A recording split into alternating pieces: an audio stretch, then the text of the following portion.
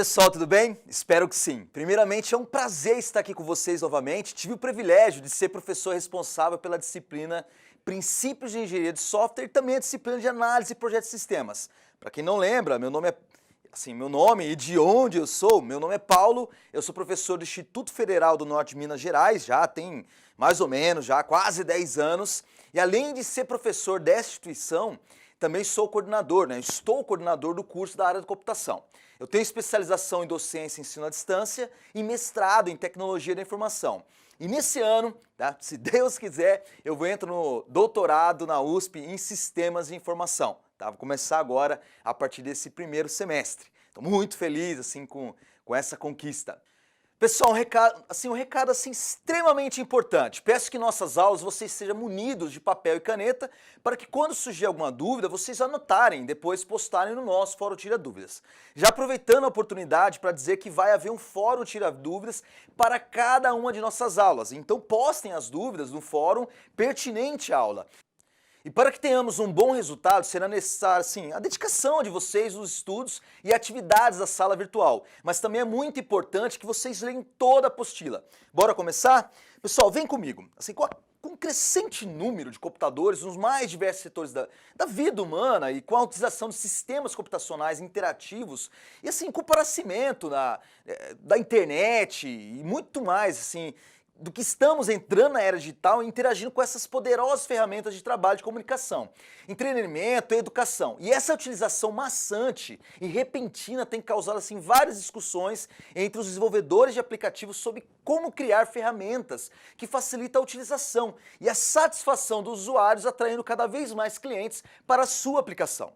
Então, em virtude dessa necessidade de mercado, os estudos na área de interface homem-computador, ou IHC, foram se intensificando. E por isso, no decorrer de nossas aulas, você encontrará conceitos introdutórios necessários para entender o funcionamento do IHC, o IHC, que é a interação homem-computador. Então, a partir desses conceitos, serão possíveis identificar pontos iniciais básicos para uma melhor interação, possibilitando identificar que o foco das funcionalidades das aplicações geralmente está direcionado à satisfação do usuário. Então, essa satisfação pode ser definida por meio da qualidade de uma interação entre o ser humano e o computador. Pessoal, a busca pela qualidade na interação dos sistemas computacionais criou a necessidade de prover diretrizes e técnicas de avaliação de IHC, que são ótimos, são ótimos meios para a condução na criação das interfaces. E nesse contexto, em nossas aulas, serão apresentadas várias diretrizes para a construção de interfaces de desktop e web, tendo como foco a satisfação do usuário por meio dessas diretrizes e técnicas de avaliação de IHC. Então, poderem identificar, resolver possíveis problemas de interação. Então, essa interação homem-computador é um dos principais problemas da utilização das ferramentas. Então, um bom projeto não é mais uma provista exclusiva dos analistas de gráficos, analistas de sistemas. Então, é preciso que o desenvolvedor busque estudar novas áreas de conhecimento, principalmente aquelas que possuem a ligação direta com o homem, com a psicologia, cognitiva e o comportamento humano. Então, as relações humanas, entre outras, para que seus projetos quebrem cada vez mais essa barreira que existe entre o homem e a máquina. Pessoal, entenderam a importância da nossa disciplina? Então, agora vamos analisar o que vamos aprender no decorrer de nossas aulas. Então, acompanhe comigo no slide. O planejamento de nossas aulas serão da seguinte forma. Nessa primeira aula, iremos fazer uma introdução sobre a interface homem-computador. E na segunda aula, iremos aprender sobre técnicas de avaliação de IHC. E na terceira aula, iremos apresentar uma introdução às diretrizes da IHC. E na quarta e última aula, iremos apresentar diretrizes da construção de interfaces para desktop e para web. Agora, vamos analisar a agenda da aula de hoje. Princípios da teoria da atividade, processo de avaliação do IHC, tipos de avaliação de IHC, tipos de dados e conceitos sobre qualidade de uso e problemas de usabilidade. Pessoal, desde o seu princípio, o homem tem a necessidade de uma boa e fácil interação às interfaces do seu dia a dia. Então, como exemplo, a maçaneta de uma porta.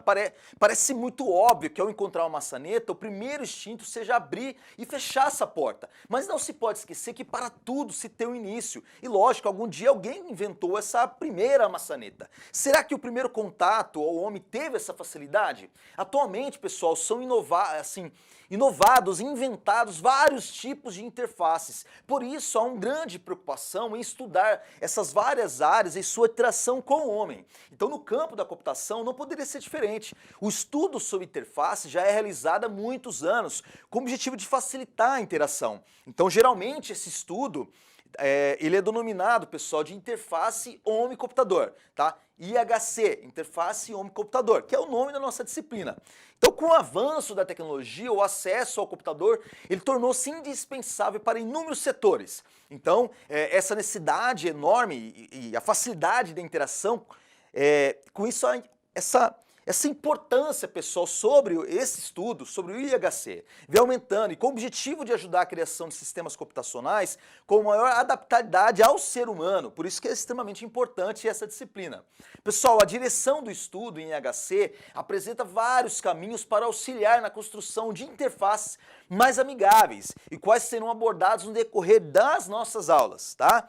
Então vocês vão acompanhando aí essas aulas e tem que ler toda a apostila, tá? Mas antes do estudo mais aprofundado, é necessário conhecer os fundamentos básicos de IHC, que serão apresentados nessa aula, tá? Vamos lá para o slide?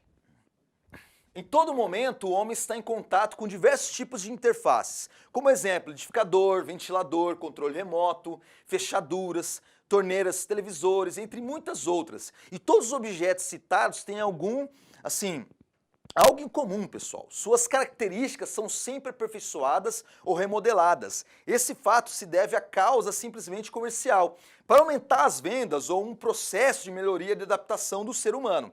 E para o campo da computação, existe não só o aspecto comercial, mas também a importância da adaptabilidade. Então, ligado diretamente à produtividade, o que motiva, pessoal, de maneira significativa, os estudos das interfaces, tá?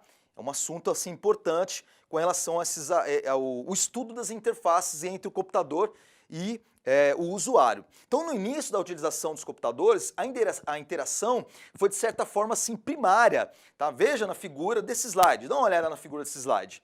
Deixando um pouco de lado o homem, por não existir um estudo aprofundado desses aspectos. Então, dessa forma, já que o foco do estudo da interface envolvia, pessoal, principalmente o hardware e software, tá? Então envolvia principalmente o hardware e software. O homem simplesmente tinha que se adaptar ao sistema criado. Isso lá nos primórdios da criação da computação, tá? Mas com o aumento da utilização dos computadores, houve a necessidade de inverter os aspectos de interação e iniciou-se um processo de estudo sobre as interfaces e poderiam ser melhores, adaptadas ao ser humano. Então, nesse caminho, Rocha descreveu a introdução de abordagens que levam em consideração aspectos multidimensionais, por exemplo, os aspectos cognitivos do usuário durante a comunicação.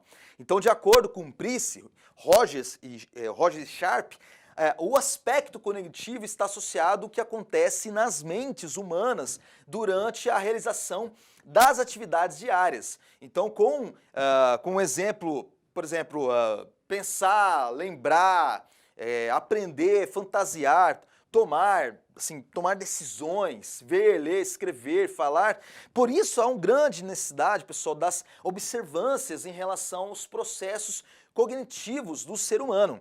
Então, a fim de contribuir com a facilidade da utilização das interfaces, tá?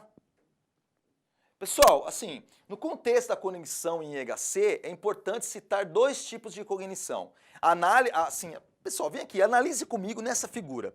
A cognição experiencial é reflexiva. A cognição experiencial implica um estado mental no qual o homem percebe, age e reage aos eventos ao seu redor de maneira eficaz e sem esforço, exigindo que se atinja um certo nível de conhecimento e envolvimento, como dirigir, ler, né, ler um bom livro, conversar ou jogar um videogame. Já a cognição reflexiva envolve pensar, comparar e tomar decisões, ou seja, esse tipo é o que promove novas ideias e a criatividade. Como exemplo, projetar, aprender, escrever um livro, tá bom? E aí, pessoal, tudo bem até aqui? E qualquer dúvida já sabe, fique à vontade em entrar lá no nosso fórum Tira Dúvidas e faça a sua pergunta, tá ok? Agora vamos analisar sobre o esquema geral da comunicação nesse próximo slide. Pessoal, acompanhe comigo nessa figura. Esse esquema identifica os elementos de uma comunicação e como se relacionam. A fonte da mensagem é construída por vários elementos: palavras, números, letras, pictogramas, cores, texturas, com relação às intermitências, entre outros. O que são repertórios do emissor, tá? Chamado REP. Então, expresso durante a comunicação por um sistema de regras que transforma a informação em mensagem. Repertório e sistema de regras organizam a informação e formam a linguagem do emissor. O receptor é o ponto de chegada da mensagem. Ele, por sua vez, também tem repertório, né, que é o REP, que, embora seja diverso do emissor, deve ter uma parte em comum, a fim de que haja comunicação. Então, a comunicação apenas se torna um fato quando o emitente e o recipiente que está recebendo a mensagem tem domínio da mesma linguagem. Então, o emitente cabe a codificação da mensagem que tem a intenção de transmitir ao recipiente. Então, a decodificação com base numa mesma linguagem. Então, nessa interação, os ruídos são interferências que podem modificar os sinais ou a mensagem transmitidos pelo canal e impedir a comunicação efetiva e eficiente, tá? Pessoal, a eficiência da comunicação vai depender das orientações apresentadas nos modelos. Por isso, ao construir uma interface, deve se preocupar com as variáveis do contexto que será atingido. E essas variáveis podem ser subjetivas e dificultar a interação, como exemplo, o aprendizado, que envolve questões socioculturais diferentes entre as nações. Então, as descrições encontradas na literatura sobre comunicação podem, assim, pessoal, em muitos, auxiliar na interação do homem e computador. Então, mais ainda existem, pessoal, outras questões necessárias a serem estudadas em NHC, como a teoria da atividade, que oferece, pessoal, um quadro assim conceitual para descrever a estrutura, tá? E também o desenvolvimento e o contexto de atividades apoiadas por um computador, tá? Então, existem alguns princípios importantes. Por exemplo, vamos analisar no próximo slide, vocês vão compreender melhor. Primeiro, tá? Princípio da unidade entre a consciência e a atividade. A atividade e a interação humana com a sua realidade objetiva, então a mente humana, ela emerge e inicia um componente especial de interação do homem com o ambiente. E esse processo de interação que permite a atividade, a evolução e a sobrevivência em um contexto. Logo, a observação da atividade só tem sentido se contextualizada, tá? Princípio de orientação a objetos. Então, seu foco é na teoria da atividade para o ambiente com o qual os seres humanos interagem. O ambiente é significativo e contém entidades que combinam várias características objetivas, podendo determinar como as pessoas agem sobre essas entidades. Por outro lado, a forma, a organização e o uso dessas entidades que estão contidas no ambiente também pode servir de indícios do comportamento humano, tá ok? Terceiro, princípio de estrutura hierárquica da atividade, tá? Vou repetir, princípio de estrutura hierárquica das atividades. Então, os procedimentos humanos são diferenciados em atividade, ação e operação, em relação aos seus objetivos. Claro, é útil para prever o comportamento humano em situações reais e são associados em três níveis. Atividade, ação e operação. Atividade, ação e operação. O quarto, princípios de internalização e externalização. Tá? Então descreve os mecanismos básicos da origem dos processos mentais. A internalização é o processo de absorção de informação que ocorre a partir do contato com o ambiente, tá? Com relação ao ambiente externo. E a manifestação através dos atos. O quinto, princípios da mediação. Então, a atividade humana é mediada por ferramentas externas e internas. As internas, como os mapas mentais, as heurísticas, e as externas, como o computador, lápis ou outras interfaces. Então, as ferramentas são veículos da experiência social e do conhecimento cultural e apresentam uma função, tá? A forma de uso, a representação, eficiência e efetividade. O sexto, princípio do desenvolvimento, tá? Então, entender o fenômeno significa conhecer com que ele se desenvolveu por meio do tempo até a sua forma atual. Então, ao longo do tempo, o trabalho sobre alterações, as quais, quando compreendidas, possibilitam entender o estado atual e as demandas de um novo desenho, tá? Pessoal, as questões apresentadas sobre comunicação ilustram sua abrangência e já apresentam alguns caminhos iniciais para a criação de interfaces mais interativas. Então, nesse sentido, destaca-se alguns fatores que envolvem a comunicação e uma interação, de acordo com a codificação e a decodificação na mensagem, no qual são, pessoal, importante. Então são icônicos, linguísticos, os cinéticos e sonoros. Então vamos analisar melhor isso na figura no próximo slide. Acompanhe comigo. O fator icônico está relacionado aos objetos de uma comunicação, como exemplo o botão ilustrado imprimir, em um editor de texto, por exemplo. Então, nesse caso, um usuário habitual saberá que se trata de um comando de impressão em qualquer sistema que apresente o desenho de uma impressora. Então, a linguística é focada na linguagem verbal e humana. É um fator muito importante, difícil de contextualizar quando se trata de diferentes nações, já que o mesmo dentro de um país como o Brasil, formado por diferentes culturas, são encontrados muitos termos isolados que dificultam a comunicação. Para o fator cinético, a análise é direcionada para a parte mecânica do movimento humano. Esse aspecto é de grande preocupação em uma interação, podendo ser um limitador para muitos usuários, mesmo que não apresentem uma limitação física. Por exemplo, se uma interface possui os caracteres dos textos pequenos, isso pode fazer com que o usuário fique em uma posição desconfortável, por ter que ficar mais próximo da tela. Já os fatores sonoros podem facilitar uma interação em uma aplicação. Atualmente, existem vários estudos de interface, pessoal, voltados para o deficiente visual. Em síntese, os fatores e modelos de comunicação são a base para a construção de uma interface com uma boa interação. Porém, ainda é preciso interpretar o processo, identificando os filtros que podem atrapalhar a comunicação.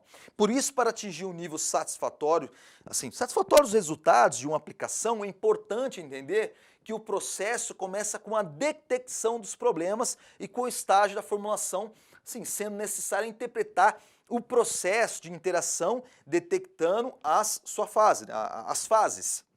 E aí, tudo bem até aqui? Espero que sim. E qualquer dúvida já sabe, vai lá no fórum Tira Dúvidas e faça a sua pergunta. Pessoal, alcançar o objetivo no processo de uma avaliação de IHC, de interação homem-computador, é necessário conhecer seus fundamentos de forma aprofundada. E o processo de avaliação é uma ferramenta capaz de aumentar a eficácia dos projetos, gerando alguns resultados. Mas vamos ver esses possíveis resultados agora nesse próximo slide. Revelar problemas que de uma forma continuariam invisíveis. Também é importante confirmar ou negar suposições sobre um projeto. Retroalimentar a equipe do projeto sobre os efeitos das atividades implementadas. Iluminar áreas onde a mudança se faz necessária. Convencer as pessoas da necessidade de mudança. Habilitar a liderança de um projeto a prestar contas dos recursos obtidos.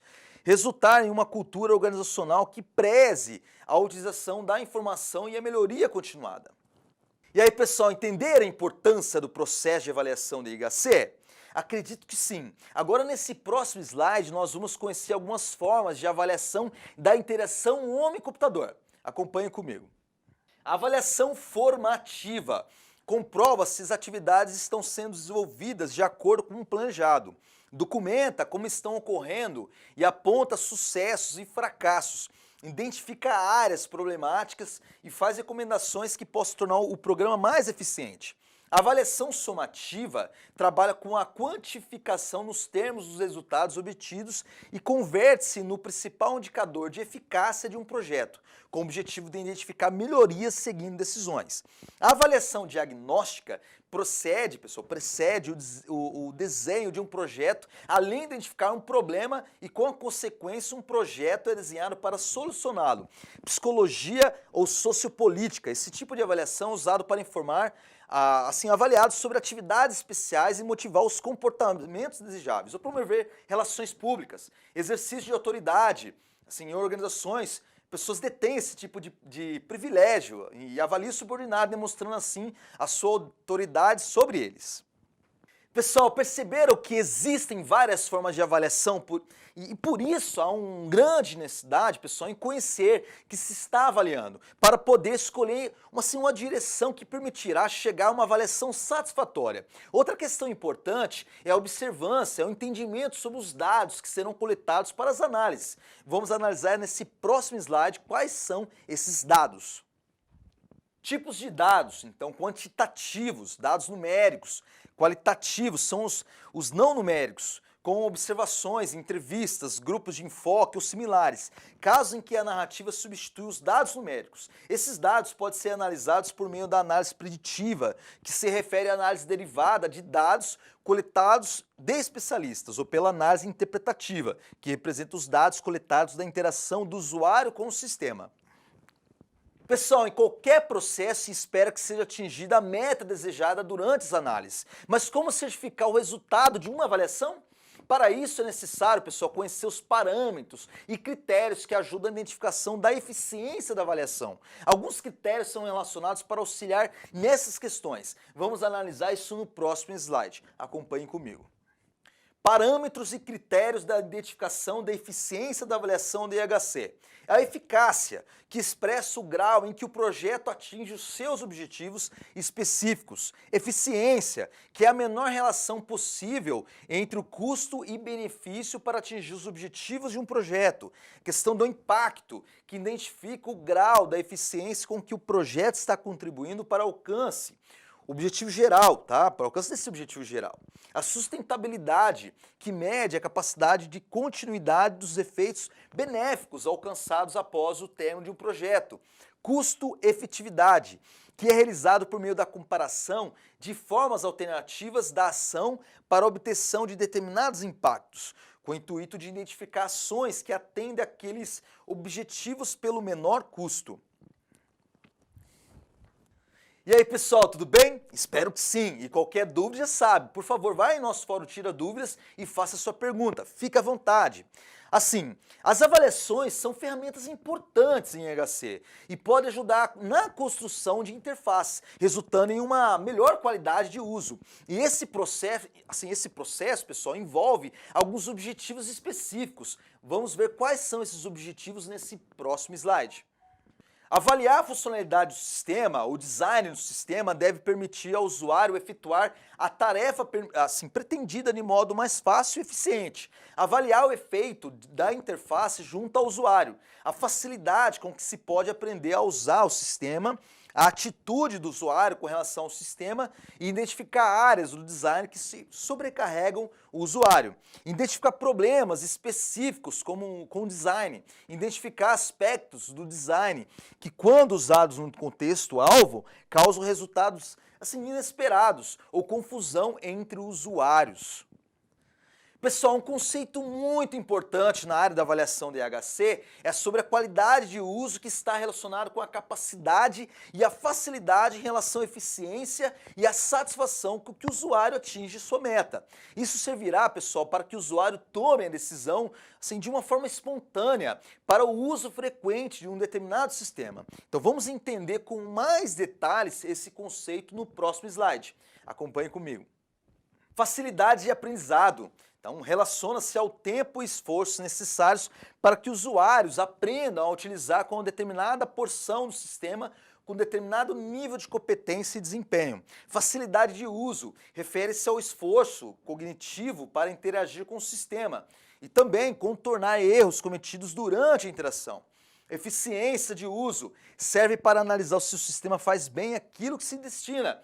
Eficiência de produtividade serve para avaliar se o usuário consegue fazer de forma rápida e eficaz o que precisa fazer. Satisfação do usuário enfatiza a avaliação subjetiva do sistema feito por seus usuários, incluindo em opções que possam surgir durante a interação.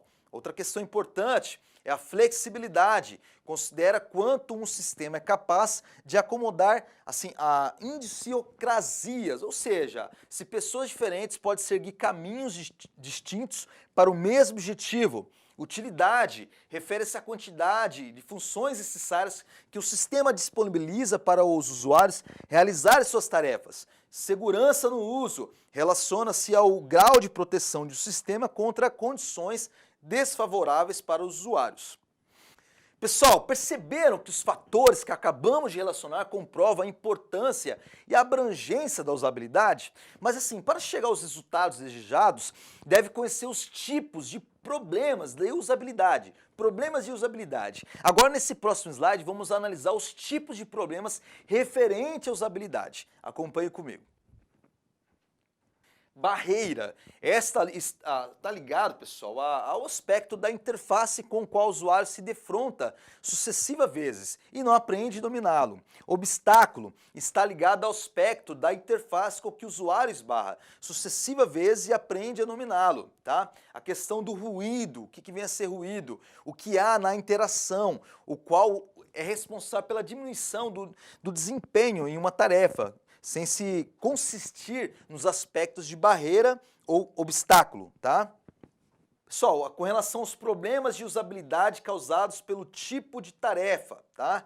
Então, com relação, vamos ver a questão da principais, são os aspectos da interface com que comprometem a realização de tarefas frequentes ou importantes. Secundários, tá? Secundários são aspectos da interface que comprometam, assim, a realização de tarefas pouco frequentes ou pouco importantes.